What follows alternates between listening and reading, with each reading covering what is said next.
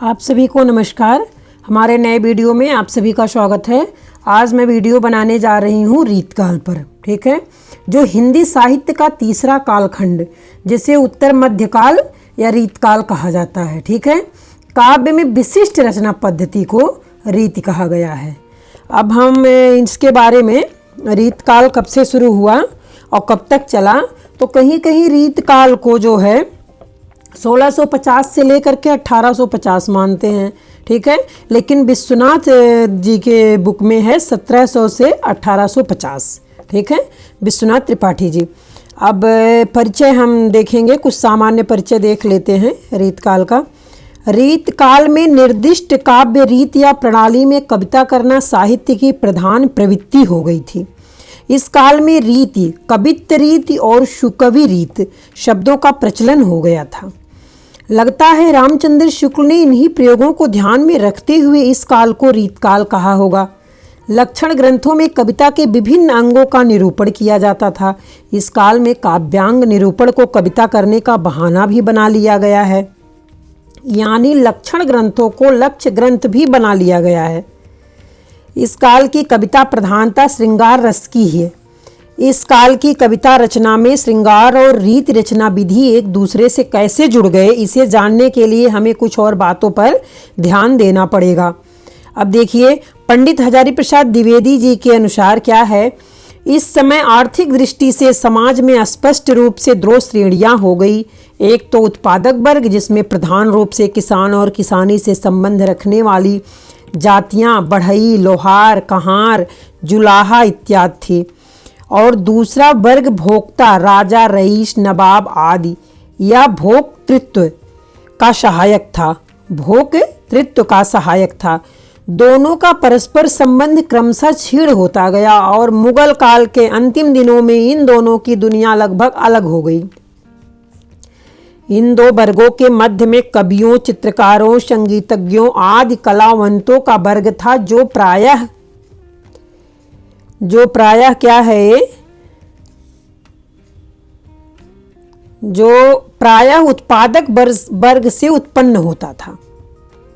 ये जो है उत्पादक वर्ग से पैदा होता था, उत्पन्न होता था, किंतु भोक्ता वर्ग की स्तुति और मनोरंजन करके जीविका का निर्वाह करता था।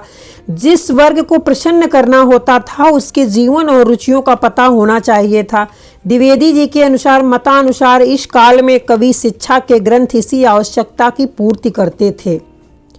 संस्कृत में लक्षण ग्रंथ आचार्य लिखते थे, कवि नहीं। वे निरूपण की प्रक्रिया में लक्षण बताकर उदाहरण के रूप में प्रसिद्ध कवियों की रचनाएं अपनी बात को सुस्पष्ट या प्रमाणित करने के लिए प्रस्तुत भी करते थे। आगे है, हिंदी में यह प्रवृत्ति भिन्न रूपों में चली। यहाँ लक्षण ग्रंथों में लक्षण भी अपने और उदाहरण भी अपनी ही कविताओं के होते थे। लक्षण तो परंपरा से प्राप्त होते थे, उन्हें ग्रंथकार अपने शब्दों में प्रस्तुत कर देते थे, किंतु कविताओं में उनकी मौलिकता होती थी। इसीलिए कहा जाता है कि रीतकाल के लक्षण ग्रंथकार वस्तुतः कवि थे। ठीक है, वस्तुतः वो कवि थे। आचार्यत्व को तो उन्होंने कविता करने का बहाना बना लिया था। फलतः हिंदी में आचार्य और कवि दोनों एक ही व्यक्ति होने लगे। इस प्रणाली से इस काल में प्रचुर एवं उत्कृष्ट रचनाएं हुई हैं। इस काल में भक्ति में से धार्मिकता का तत्व क्रमशः कम होता गया। फलतः भक्ति, जो मूलतः प्रेम है, धीरे धीरे लौकिक श्रृंगार में परिवर्तित होती गई। दरबार में पहुंचकर वह व्यापक अर्थ में लौकिक प्रेम भी नहीं रह सकी। उस समय हिंदी क्षेत्र में छोटे छोटे राजे नवाब थे, जो केंद्रीय सत्ता द्वारा अनुशासित होते थे। वे वीरगाथा कालीन सामंतों की तरह आपस में लड़ नहीं सकते थे। वे अपने झूठे पराक्रम दान की प्रशंसा परक कविताएं सुनने और भोग विलास का उद्दीपन करने वाली रचनाओं में ही रुचि रखते थे। ऐसा काव्य दरबारी कहलाता है जो आश्रयदाताओं की रुचि को ध्यान में रखकर उनकी कृपा प्राप्त करने के लिए रचा जाता है। ठीक है, दरबारी कविता में एक रस्ता तो होती ही है, उसमें प्रधानता मुक्तक ही रचने का अवकाश होता है। क्योंकि कवियों में आश्रयदाता को तत्काल प्रसन्न करने की होड़ होती है। इसीलिए चमत्कार, प्रियता, अलंकारिता, अतिशयोक्त आदि दरबारी कविता की प्रवृत्तियां बन जाती हैं। शिवाजी छत्रसाल जैसे आश्रयदाता पराक्रमी थे, तो भूषण की कविताएं भी श्रृंगारहीन होकर भी वीर रसात्मक है। लेकिन यह समझना भूल होगी कि इस काल की सभी रचनाएं दरबारी हैं। वस्तुतः दरबारीपन का विरोध भी इस काल की कविता में मिलता है। उत्कृष्ट प्रेम की कविताओं की भी कमी नहीं है। रीत काल में दरबारीपन तो रीत काल की एक प्रवृत्ति ही है। ठीक है, दरबारीपन तो रीत काल की एक प्रवृत्ति ही है। अब आगे है, रीत काल में प्राकृत अपभ्रंश की शुद्ध इहलौकिक काव्यधारा फिर से प्रवाहित होती दिखाई पड़ती है। गाथा सप्तशती, आर्या सप्तशती जैसे मनोहारी सामान्य गृहस्थ जीवन की श्रृंगारिक रचनाओं की परंपरा रीतकालीन रचनाओं में भरपूर मिलती है, पूर्ण तरीके से मिलती है। ठीक है, इनमें लोक जीवन में व्याप्त पारिवारिक प्रेम, मिलन, विरह आदि की मार्मिक अभिव्यक्त हुई है। रीतकाल ऐसे सरस मुक्तकों की दृष्टि से हिंदी का सर्वाधिक संपन्न काल है। अगला पैराग्राफ, इस काल में साथ ही साथ भक्त काव्य भी रचा जाता रहा। अवश्य ही रीतकालीन भक्त काव्य में पूर्व मध्यकालीन भक्त काव्य की अग्नि नहीं है, वह भी दरबारीपन से धूमिल है। इसमें कबीर, सूर, जायसी, तुलसी की व्यापकता ढूंढने पर आपको निराश होना पड़ेगा। ठीक है, ढूंढने पर आपको निराश होना पड़ेगा। अगला पैराग्राफ है, इस काल की कविता का परम उत्कर्ष प्रेम के रीत मुक्त कवियों की रचनाओं में मिलता है। ये कवि प्रेम की पीर के कवि हैं, और इनकी विरह भावना सूफी कवियों जैसी है। घनानंद, आलम, बोधा ठाकुर इसी धारा के कवि हैं। अब है, रीतकालीन काव्य को 3 धाराओं में बांटा जाता है। रीतकालीन काव्य को 3 धाराओं में बांटा जाता है। तो पहला है रीतबद्ध काव्य, रीत मुक्त काव्य, रीत सिद्ध काव्य। ठीक है, तो देखते हैं अब हम इधर। और रीतकाल को आपको पता ही है, रीतकाल को अनेक नाम दिए गए हैं। जैसे अलंकृत काल मिश्र बंधु जी ने कहा है, श्रृंगार काल आचार्य विश्वनाथ प्रसाद जी ने कहा है, रीतकाल आचार्य रामचंद्र शुक्ल जी ने कहा है। ठीक है, तो अब हम चलते हैं रीत काव्य के 3 प्रमुख भेद। अब 3 प्रमुख भेद क्या है? रीतबद्ध धारा, जैसे इस धारा के कवियों ने अलंकार, नायिका, भेद आदि के लक्षण बताकर उनके उदाहरण स्वरूप काव्य रचे हैं। जैसे केशव, पद्माकर, मतिराम आदि ये लक्षण ग्रंथकार के मूलतः कवि थे। ठीक है, रीतबद्ध काव्य धारा। अगला है रीत सिद्ध धारा।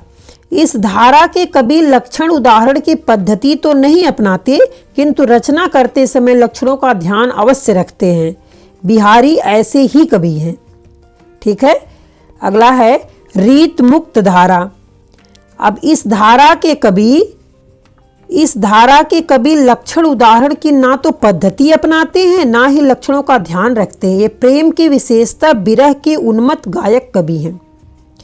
घनानंद, आलम, बोधा ठाकुर आदि रीत मुक्त या स्वच्छंद धारा के कवि हैं। ये कवि स्वाभिमानी भी हैं। इनमें रीतबद्धता और दरबारीपन के प्रति विद्रोह का भाव भी है। इस काल की प्रमुख काव्य भाषा ब्रजी है। कवित्त, सवैया, दोहा आदि प्रमुख छंद भी हैं। ठीक है, रीतकालीन कविता के दरबारीपन पर फारसी काव्य का थोड़ा बहुत प्रभाव पड़ना स्वाभाविक था। दरबारी कविता प्रधानतः मुक्तकों में है और अलंकार बहुल भी है। ठीक है, अब है स्यू कवि नामक एक अज्ञात प्राय कवि ने कहा है।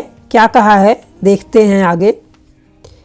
इन्होंने कहा है, लक्ष्मी तिहारी एक कृपा के कटाक्ष बिनु केते क्रूर धूर तन के बदन ने ध्याईबे परे, और झूठे में ही पालन के झूठे गुण गाई गाई बानी जग रानी तासो बैर ठानी बे परे। कहे शिव कवि दाता सुम को बखानियत, रनते विमुख सूर ठहराइवे परे। काहू के न धंधन के निज पेट धंधन के, दौलत के मदंधन के ढिग जाई बे परे।